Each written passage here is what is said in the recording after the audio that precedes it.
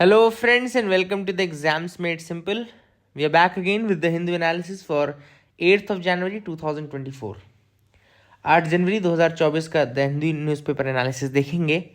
थोड़ा सा आज रात का लेट हो गया है, लेकिन कल से मैं अपना शेड्यूल और थोड़ा टाइमिंग चेंज करूँगा and I will try to make the video as soon as possible. सुबह मतलब 9 के पहले मेरा टारगेट रहेगा कि आपके पास वीडियो आ जाए.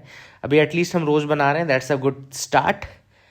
तो कल से फिर से वही पुरानी टाइमिंग्स के साथ, और जो करंट अफेयर्स की रिवीजन सीरीज है इस साल की वो भी मैं स्टार्ट करूँगा कल से. तो you can join that also अगर 2024 में आप लोग यूपीसी प्रीलिम्स देना चाहते हैं तो. स्टार्ट करते हैं सबसे पहले तो फ्रंट पेज की पहली खबर के साथ. No local body members in Jammu Kashmir from tomorrow.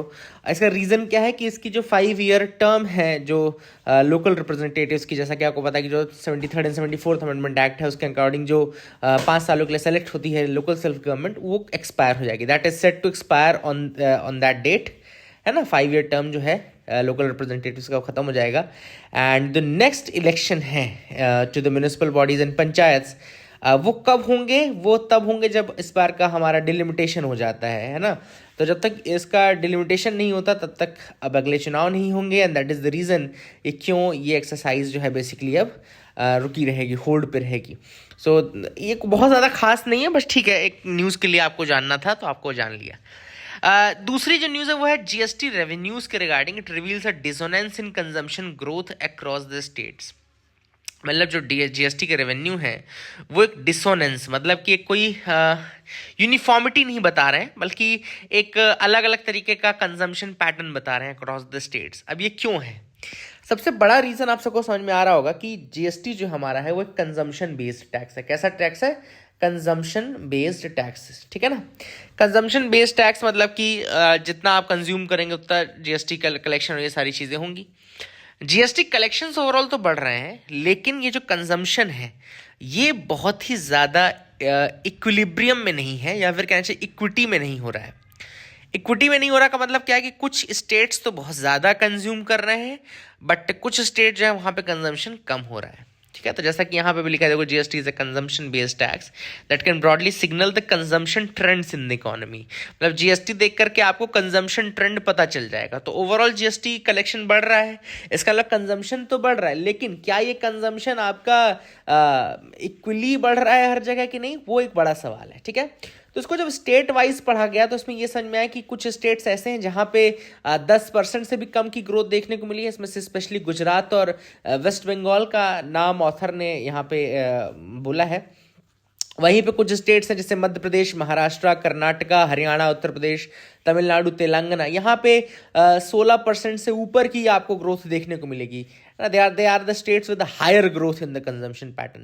Lower growth देखो, गुजरात, वेस्ट बंगाल टॉप पर है, फिर उड़ीसा, राजस्थान, बिहार एंड आंध्र प्रदेश है. ठीक है ना. And the source is NSO, जो कि नेशनल स्टैटिस्टिकल ऑर्गेनाइजेशन है, मिनिस्ट्री ऑफ फिनेंस. सॉरी, इसका ये जो कंजम्पशन का पैटर्न है ये मिनिस्ट्री ऑफ फिनेंस के अंतर्गत आ रहा है. ठीक है ना.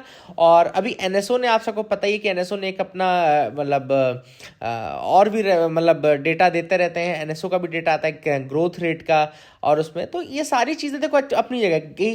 ठीक है, एक तरफ एनएसओ का कहना है कि जो प्राइवेट फाइनल कंजम्पशन है वो केवल 4.4% बढ़ रहा है. ठीक है ना. And it is the slowest since 2002 and 3. उसमें भी ये जो कंजम्पशन बढ़ रहा है उसमें भी ये जो ग्रोथ है बहुत इक्वली नहीं डिवाइडेड है. और जैसे मैंने स्टेट्स के आपको नाम लिए थे, कुछ स्टेट्स में तो ज़्यादा है, 16% से ऊपर की ग्रोथ है, वहीं कुछ स्टेट्स में 9%, 10% की ग्रोथ भी है. तो एक अनइवन ग्रोथ का हमको क्राइटेरिया देखने को मिल रहा है. ठीक है. वहीं पे दूसरी चीज़ जो ऑथर ने यहाँ बताई है, एक और चीज़ है कि ये सब चीज़ें बढ़ तो नहीं, लेकिन वहीं पे जो वेज ग्रोथ है, यानी कि कंजम्पशन का एक और बहुत बड़ा इंपॉर्टेंट फैक्टर है वेज की ग्रोथ कितनी. अगर आपके वेजेस नहीं बढ़ेंगे तो ऑब्वियसली आता है कंज्यूम कहाँ से करोगे. तो वेज ग्रोथ के बारे में ये देखने को मिला है कि जो वेज ग्रोथ है वो बहुत ज़्यादा नहीं हुई है. This is not increasing a lot, and यही स्क्यूड पैटर्न जो है इस कारण से आपका कंजम्पशन, ऑब्वियस ही बात है. मगर आप मान लो आप कि आपकी वेजेस नहीं बढ़ रही हैं लेकिन महंगाई बढ़ती जा रही है, तो आप खर्चा ज़्यादा करोगे कि कम करोगे? ऑब्वियसली कम करोगे आप, है ना. You will save for the bigger things and you will stop spending the money everywhere else. तो ये एक दूसरा इंपॉर्टेंट चीज़ था जो कि आपको यहाँ से देखने को मिल सकती है. Ram temple opening brings hope to the Moradabad brass traders. Ram temple के खुलने से ऑब्वियस सी बात है, कॉन्सिक्रेशन से एक इम्पॉर्टेंट चीज़ है, जो मुरादाबाद के ब्रास ट्रेडर्स हैं उनको थोड़ा मज़ा आने वाला है। क्यों? क्योंकि जो राम मंदिर है उसका एक तो ब्रास का स्ट्रक्चर बनाया जाएगा, उसको बेचा जाएगा। भगवान राम, माँ सीता और हनुमान जी के काफ़ी कुछ वहाँ पे ब्रास के स्टैच्यूज़ और ये सब चीज़ें जो हैं वो बेची जा सकती हैं। एक इंपॉर्टेंट चीज़ जो इस न्यूज़ आइटम में है वो है मुरादाबाद के लिए कि it is also known as the brass city. अगर कभी आपसे क्वेश्चन पूछा है कि ब्रास सिटी किसे कहते हैं, तो इट इज़ द मुरादाबाद। ठीक है ना? तो that is a thing which is important. I hope you got clarity regarding that. ये एक इंपॉर्टेंट चीज़ थी। आगे you can move ahead with me, मेरे साथ बिल्कुल आगे बढ़ सकते हैं। देखते हैं क्या इंपॉर्टेंट न्यूज़ आर्टिकल है जिनके बारे में डिस्कस करना है। एंड यहाँ पर है दो क्रूशल जजमेंट्स इस बार के, जो कि सुप्रीम कोर्ट ने, जिसमें गवर्नमेंट की वर्डिंग्स भी ली हैं और थोड़ा सा उनका इंपॉर्टेंट जजमेंट्स भी हैं। तो पहला जो ऐसा जजमेंट है वो है सॉलिसिटर जनरल का जो एश्योरेंस दिया गया था जम्मू कश्मीर वाले मैटर में, उसका ऑथर ने यहाँ पे जिक्र किया है कि यहाँ पे एक इम्पॉर्टेंट एश्योरेंस दिया गया था कि statehood would soon be restored to Jammu and Kashmir. Statehood would soon be restored to the Jammu and Kashmir, that is first thing which is there, important है।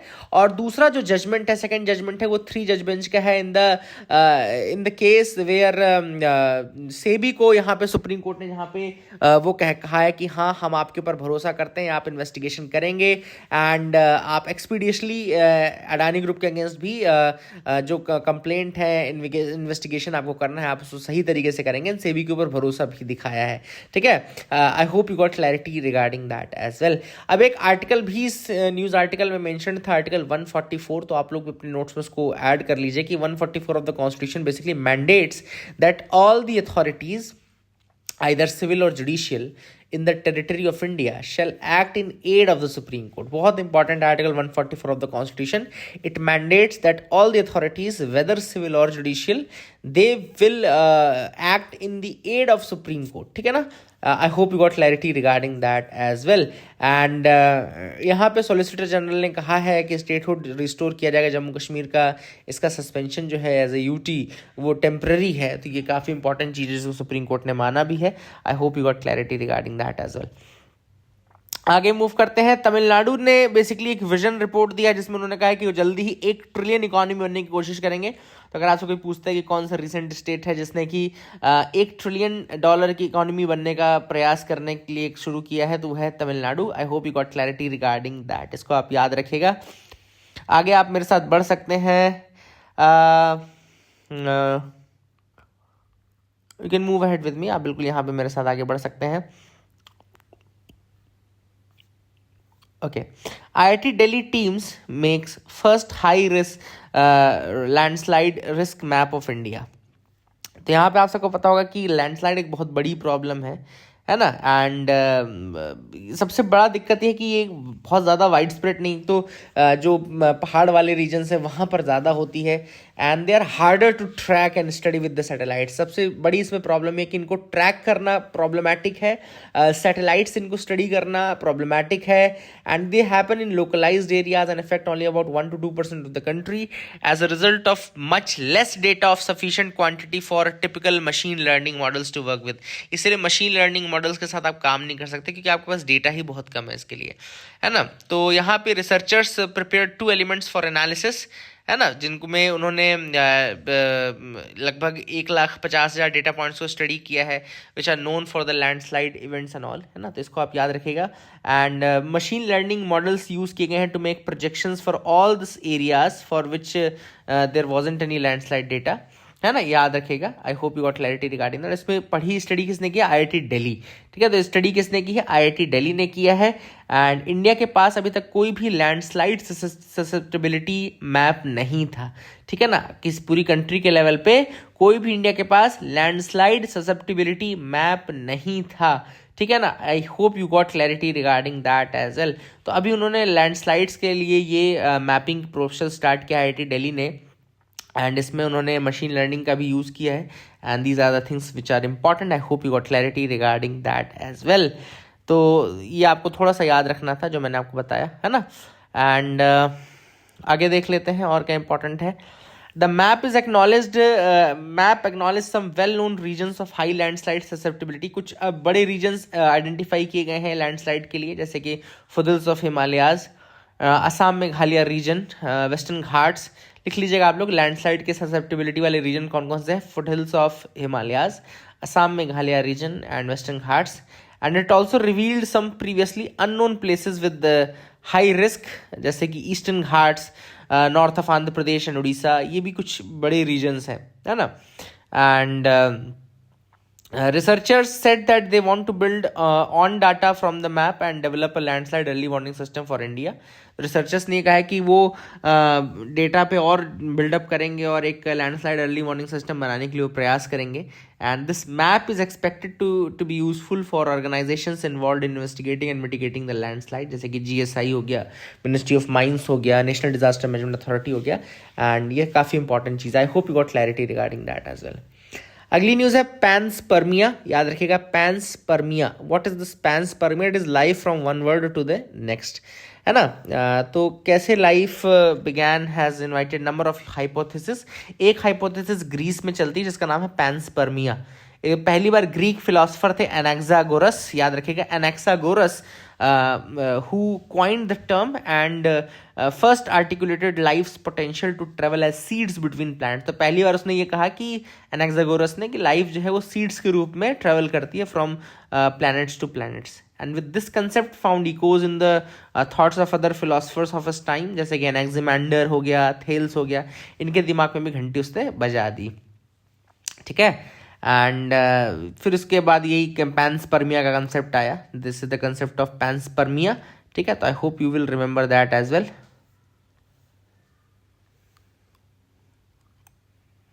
देखो यहाँ लिखा है, panspermia claims that planets were seeded across space with life brought in by interstellar bodies. Panspermia क्या बोलती है? Plants were seeded across space with life brought by interstellar bodies. ठीक है. तो पैंसपर्मिया सिंपली एट्रीब्यूट करती है the origin of life on one planet to a different planet. It doesn't actually explain how life came in to be. कैसे life आई ये पूरा नहीं बताएगा, एक प्लैनेट से दूसरे प्लैनेट तक कैसे जाती है. तो it's a very fringe theory and कोई ऐसा है कि नहीं कि इसकी कोई बैकिंग है, लेकिन ठीक है, आपको पता होना चाहिए. अ न्यू हाई. ये हाई लिखा गया है इसरो के लिए, क्योंकि आदित्य L1 जो है अपने डेस्टिनेशन पे पहुंच गया. L1 लैग्रेंज पॉइंट के जो हेलो ऑर्बिट है वहाँ पहुंच चुका है. और अब वहाँ से बहुत बड़ी चीज़ है, ये उपलब्धि है हमारे कि आदित्य L1 ऑब्जर्वेटरी वहाँ पहुँच चुकी है. सन को स्टडी करने के लिए 7 इंस्ट्रूमेंट है इसके अंदर. VELC है which is a coronagraph to study the upper most layer of the sun's atmosphere. Then SUIT है ultraviolet imaging telescope. Then SoLEXS है एंड HEL1OS है जो स्टडी करेगा सोलर फ्लेयर्स, कोरोनल मास इजेक्शंस को. एस्पेक्स एंड पापा नाम का भी है जो study the solar winds and plasma.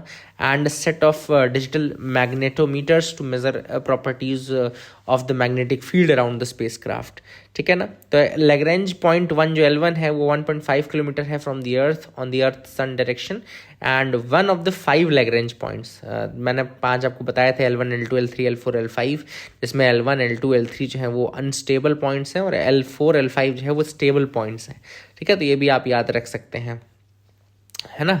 इसके अलावा इसके पहले एक एक्सपोसैट मिशन भी गया था जो कि एक्सरे पोलैरिमेट्री सैटेलाइट है. And it is the world's second x ray polarimetry satellite. And 8 years after AstroSat India ने ये लॉन्च किया है. And that is again a very big achievement for India. तो इसरो काफ़ी ज़्यादा हाई उसमें चल रहा है. And everyone should be able to celebrate a new high in this field, specially the people at large, है ना. एंड यहाँ पे उन्होंने ये कहा कि भैया पब्लिक इंटरेस्ट में आपने मिशंस करना शुरू करना चाहिए, है ना. पब्लिक इंटरेस्ट में आप कुछ मिशंस करो and it will be celebrating the public as well. तो I hope you got clarity regarding that as well. इसका ये पार्ट तो हो गया. आगे मूव करते हैं. देखो, rise in child marriages in West Bengal. तो यहाँ पे होता, बस मैं यहाँ से आपको बता दूं कि अभी लैंसेट पेपर था जिसमें उसने prevalence of girl and boy child marriage across the states एक रिपोर्ट निकाली है which is a cross sectional study. And it highlights that 1 in 5 girls are still married below the legal age in India, है ना. And बहुत बड़ा chunk आपको waste Bengal में देखने को मिलेगा जिसमें हेड काउंट काफ़ी ज़्यादा बढ़ गया है वेस्ट बंगाल में फॉर द चाइल्ड मैरिज। लगभग 32.3% गर्ल्स जो हैं वो चाइल्ड मैरिज का शिकार हो रही हैं। एंड हालांकि एक रिसर्चर है मिस्टर अहमद, कई लोग आप में से बोलेंगे कि भैया ये लिटरेसी रेट का या चाइल्ड मैरिज में का कोई रिलेशन है, बट ऐसा कोई डायरेक्ट कोरिलेशन देखने को नहीं मिला है लिटरेसी रेट का एंड चाइल्ड मैरिज का। Despite high literacy the incidence of child marriage is also disproportionately high in some district. कई डिस्ट्रिक्ट्स हैं जहाँ पर बहुत ज़्यादा आपका लिटरेसी है, लेकिन वहीं डिस्ट्रिक्ट्स ऐसे हैं जहाँ पे बहुत ज़्यादा चाइल्ड मैरिज का भी प्रॉब्लम है ना। एंड एक बहुत बड़ा रीज़न ये है कि कई पॉपुलेशन में जो लोग होते हैं, जो मेल होते हैं, वो माइग्रेट करते हैं, और माइग्रेट करने से पहले उनको लगता है कि उनकी बेटी की शादी हो जाए, वो अकेले घर में बेटियां छोड़ के नहीं जाना चाहते। तो that is one reason. And इसके अलावा एक ऑथर ने स्कीम के बारे में बताया जो कि state of Karnataka, state of West Bengal में चलती है, उसका नाम है कन्याश्री, है ना। कैश इंसेंटिव इसमें दिया जाता है मैरिज के लिए। अब आपने यहाँ पे रूपाश्री प्रकल्पा एक स्कीम है, रूपाश्री प्रकल्पा, कन्याश्री, ये सब है। अब इसमें मैरिज होती है लड़कियों की तो उसमें कुछ मिलता है, तो सर्टेन फैमिलीज चाहते हैं कि कैश बेनिफिट को अवेल करने जल्दी से जल्दी, है ना। तो इसीलिए वो ऑर्गेनाइज करते हैं मैरिज ऑफ गर्ल्स, ठीक है, फॉर कैशिंग द स्कीम। तो रूपश्री प्रकल्पा और कन्याश्री स्कीम के बारे में भी याद रखिएगा। I hope you got clarity regarding that. अब क्या प्रोविज़न है हमारे पास, तो प्रोविज़न है हमारे पास prohibition of child marriage act 2006, prohibition of child marriage act 2006, जिसमें ये चीज़ कहा गया कि भैया थोड़ा मतलब प्रोहिबिट करो, और जो उनकी एज है लड़कियों की 18 साल, उससे पहले शादी बिल्कुल नहीं होनी चाहिए। And many cases are registered under provision of this child marriage act, बहुत सारे केसेस रजिस्टर्ड भी हैं, ठीक है ना। I hope you got clarity. इसके अलावा देखते हैं और क्या चीज़ है, बट समस्या आपको समझ में आ गई होगी। आगे देख लेते हैं, कुछ और न्यूज़ तो नहीं है। Economic woes instead of happiness set the stage. Bhutan में इलेक्शन होने वाला है, लेकिन भूटान में इकोनॉमिक प्रॉब्लम्स बहुत ज़्यादा हैं। हालांकि भूटान बोलता है कि भैया ग्रॉस नेशनल हैप्पीनेस, जीएनएच की बात करते हैं ग्रोथ के ऊपर, तो वो उनका उसके ऊपर भी काफ़ी सवाल उठाए जाने के, भैया ऐसा तो नहीं कि ये हमारी फ़िलॉसफी गलत हो, हैप्पीनेस पैसे से ही आ रही हो। तो वही वाली बात है कि लोग बहुत माइग्रेट करने लगे हैं, बड़ी नंबर में यहाँ से माइग्रेट करने लगे हैं। एंड जो मैंने आपको चीज़ें बताई वो I hope you will be able to remember that as well.